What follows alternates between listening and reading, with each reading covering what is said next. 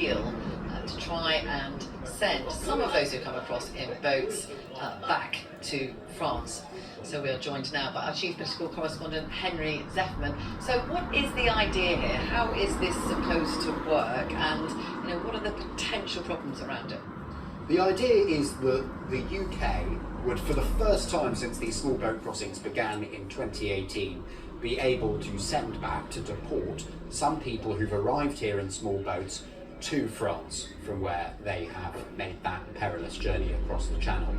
In exchange, the UK would accept from France exactly the same number of people who they're deporting to France, and these would be asylum seekers who haven't made that journey in a small boat but are deemed likely to have an asylum application accepted in the UK, perhaps, for example, because they already have close family members here in the UK.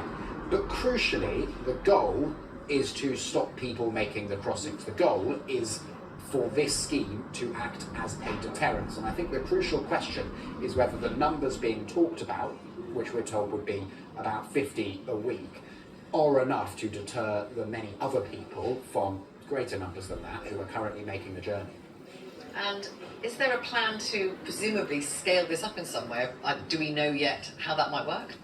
We don't, and we don't actually know how even the initial phase would work particularly. Hopefully we'll get more details if this is agreed today, for example, how they would decide who the 50 or so a week which they are deporting would be. But yes, this is being described in government as a pilot, and then the hope is that they would be able to scale up the numbers fairly quickly if the initial numbers aren't acting as a sufficient deterrent.